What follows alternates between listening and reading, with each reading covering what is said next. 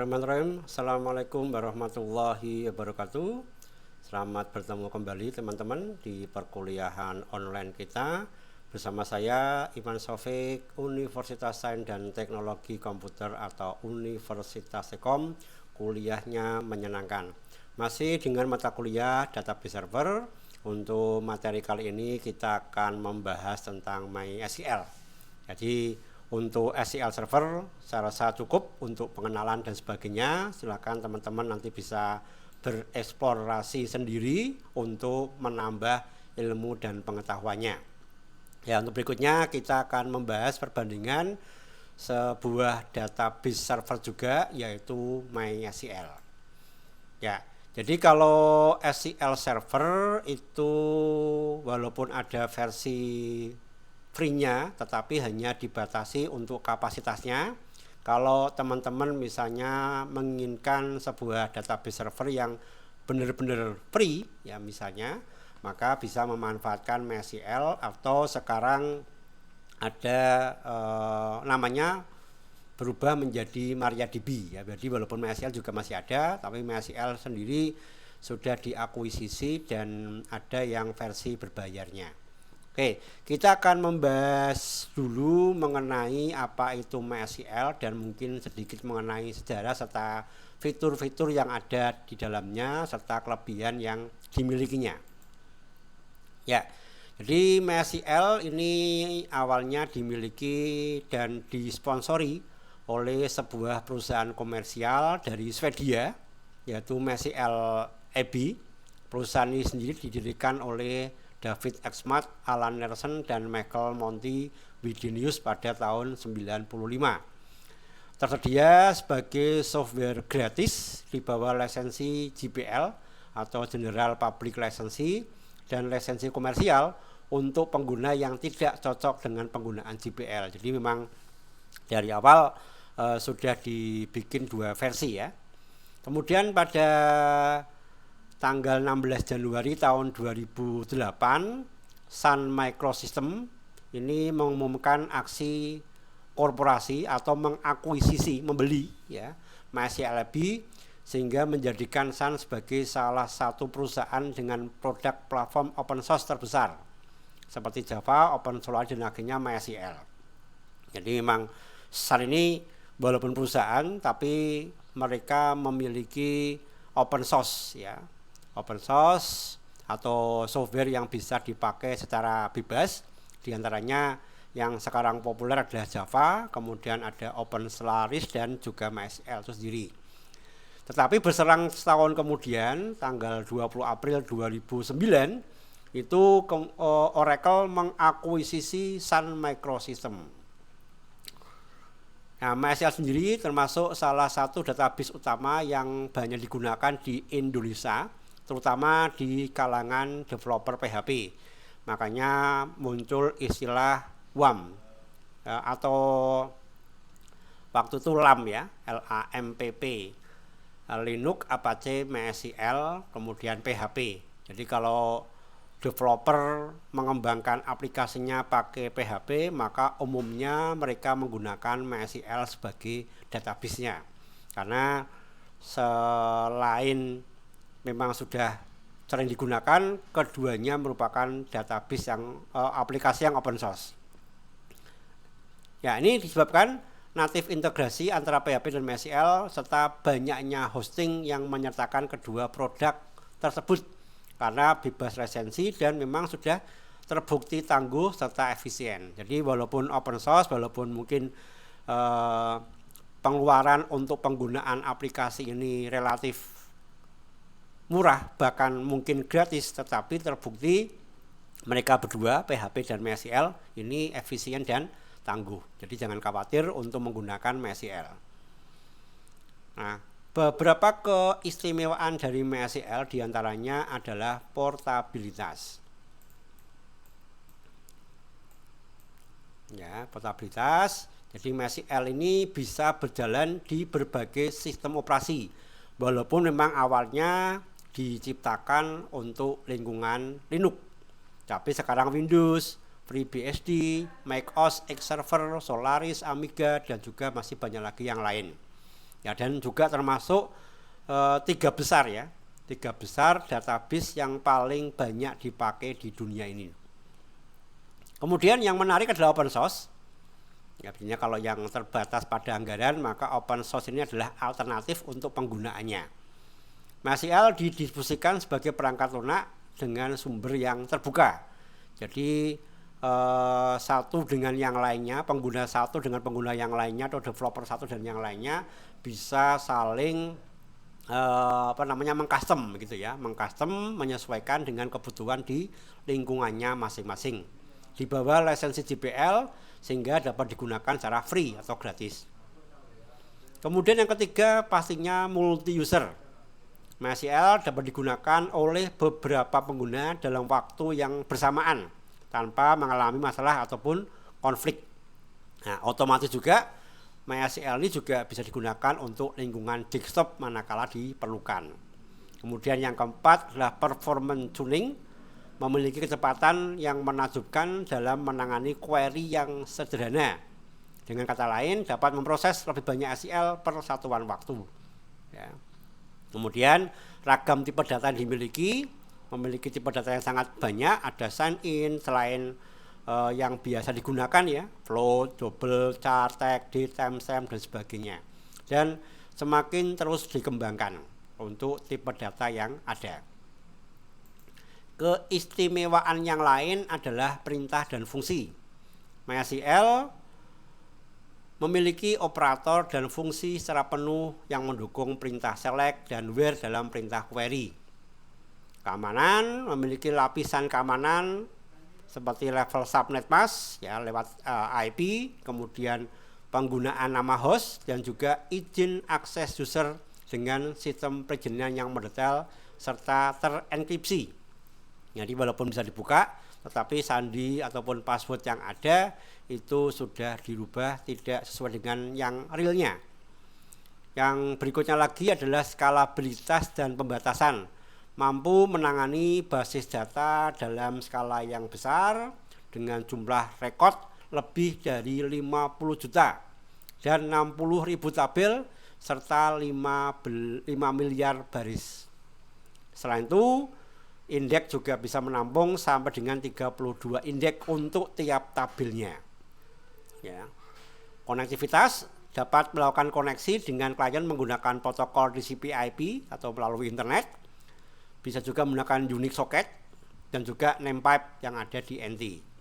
Kemudian lokalisasi, mendeteksi pesan kesalahan pada klien dengan menggunakan lebih dari 20 bahasa. Ya, termasuk bahasa Indonesia ya. Ini belum sempat saya edit. Jadi bahasa Indonesia pun sudah diadopsi ataupun dimiliki oleh MySQL.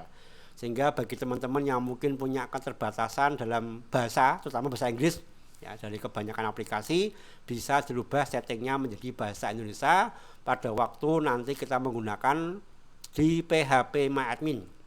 Kalau MySQL yang asli bawaannya masih pakai bahasa Inggris ya, tapi kalau PHP MyAdmin nanti bisa kita custom dengan berbagai macam bahasa yang ada. Jadi yang paling akhir bisa diabaikan, bahasa Indonesia sudah termasuk di dalamnya. Kemudian antarmuka, MySQL memiliki interface terhadap berbagai aplikasi dan bahasa pemrograman dengan menggunakan fungsi API, Application Programming Interface. Tadi di depan juga sudah saya singgung adanya PHP MyAdmin ya teman-teman ya. Di PHP MyAdmin ini adalah salah satu interface dari pemakaian MySQL yang berbasis web. Jadi kita bisa mengelola MySQL dengan memanfaatkan browser Chrome, Opera, Mozilla ataupun yang lainnya.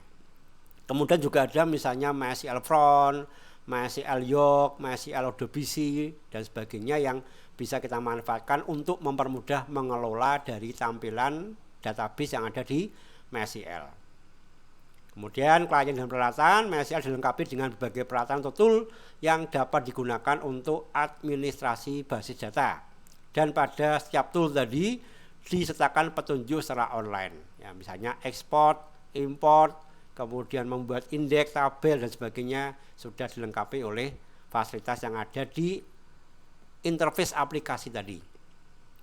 Yang terakhir, struktur tabel. MySQL memiliki struktur tabel yang lebih fleksibel dalam menangani alter tabel dibandingkan basis data yang lain semacam Postgre ataupun Oracle. Nah, ini beberapa keistimewaan yang dimiliki oleh MySQL. Nah, kemudian kita lihat kenapa MySQL itu begitu populer. Nah, ternyata penggunanya juga cukup banyak teman-teman. Ya, bukan kaleng-kaleng ya istilahnya ya. Jadi para raksasa bisnis dunia itu banyak yang memanfaatkan MySQL. Ini bukti bahwa MySQL ini terpercaya dan juga tangguh untuk menyimpan database yang dimilikinya. Nah, taruh saja YouTube. Nah, berapa banyak video yang ada di YouTube ternyata dikelola oleh MySQL. PayPal ya, aplikasi pembayaran ya sebelum muncul fintech ya. Ini dulu orang kalau bertransaksi lewat internet dengan mata uang yang berbeda pakainya PayPal dengan memanfaatkan email. Google, mesin pencari Google, siapa yang tidak kenal, dia juga ternyata memanfaatkan MySQL. Facebook pun juga pakai MySQL teman-teman. Twitter ya, Netflix ini video streaming, GitHub ya, GitHub ini adalah pengelola aplikasi developer begitu ya. Nah, ini juga memanfaatkan MySQL. LinkedIn bagi teman-teman yang menggunakan medsos untuk mencari relasi bekerja atau lowongan kerja, maka lebih banyak menggunakan LinkedIn, ini juga menggunakan MySQL.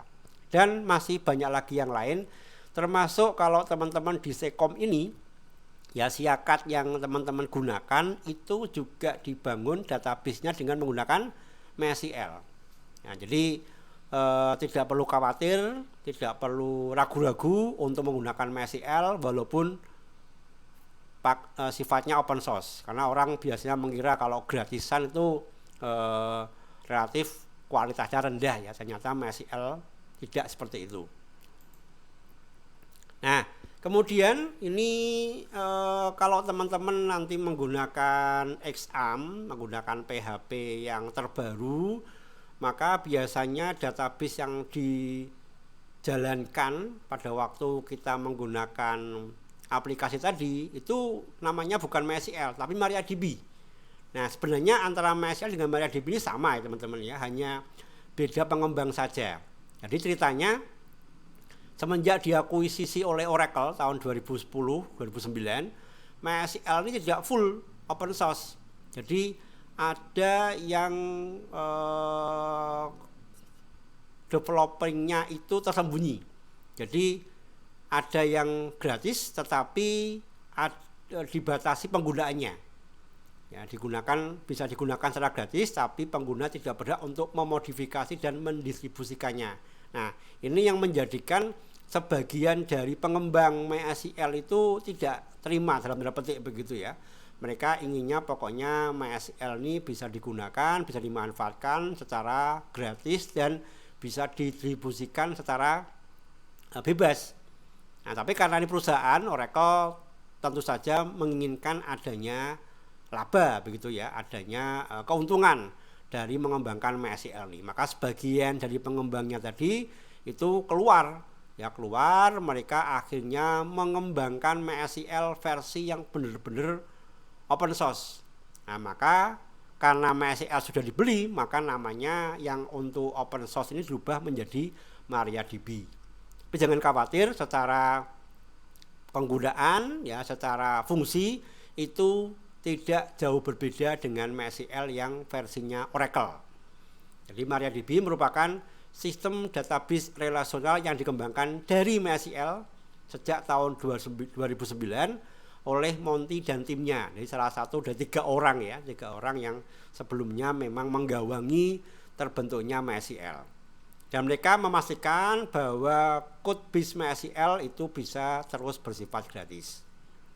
Makanya pengembangannya kemudian dinamakan dengan community driven project. Jadi project yang dikembangkan oleh komunitas. Jadi siapapun boleh mengcustom, boleh memodifikasi, boleh mendistribusikan MariaDB ini ke yang lain tanpa perlu adanya lisensi ataupun izin tertentu ya. Nah, ini beberapa perbedaan antara MariaDB dengan MySQL. Kalau lisensinya MariaDB ini full Sedangkan kalau MySQL dia punya dua, ada yang open source GPL dan juga ada yang tertutup yang proprietary yang hanya bisa diakses ataupun didukung oleh developernya saja.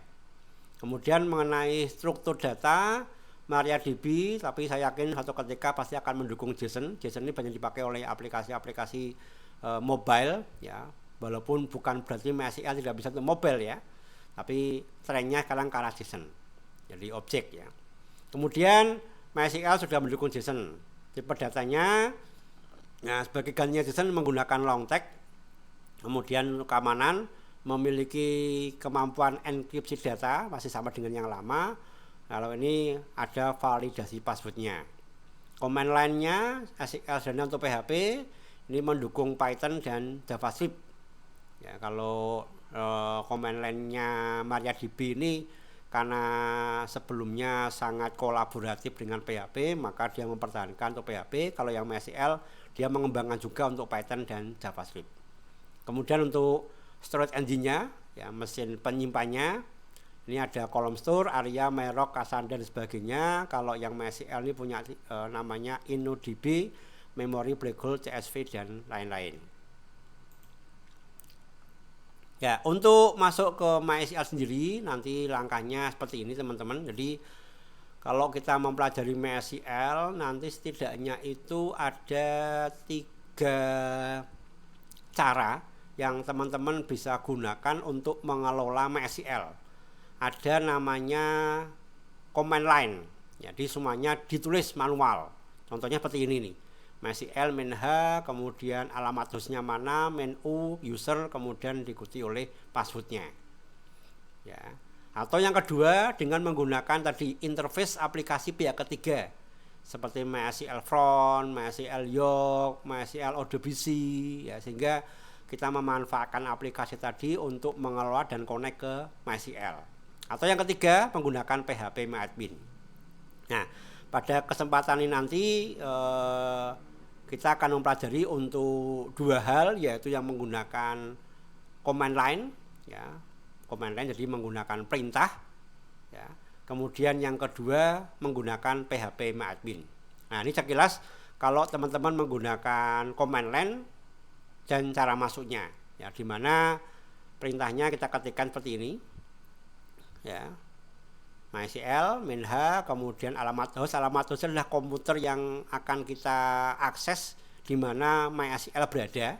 Kemudian main U diikuti oleh nama user yang kita pakai dan main P nanti untuk memastikan penulisan passwordnya. Ini beberapa cara penggunaannya teman-teman ya. Ya, ini nanti kalau sudah menjalankan ini dan koneksinya berhasil, maka akan muncul seperti ini, MySQL, ya, prompt-nya berubah menjadi tanda MySQL main. Jangan kalau keluar kita bisa mengetikkan quit atau /key. Nanti kita coba pelajari berikutnya. Ya, oke.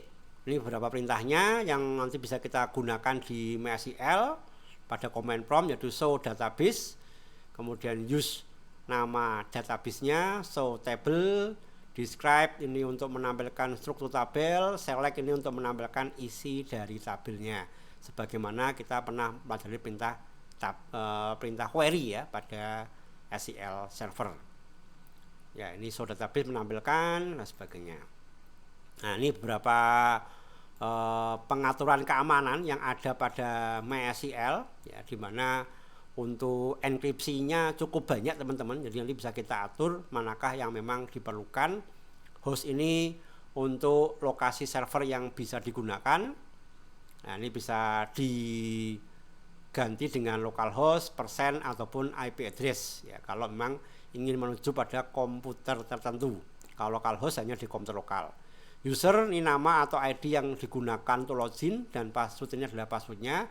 Sehingga kalau nanti kita ingin mendaftarkan orang lain supaya bisa menjalankan MySQL, maka tabel dari user ini harus kita atur.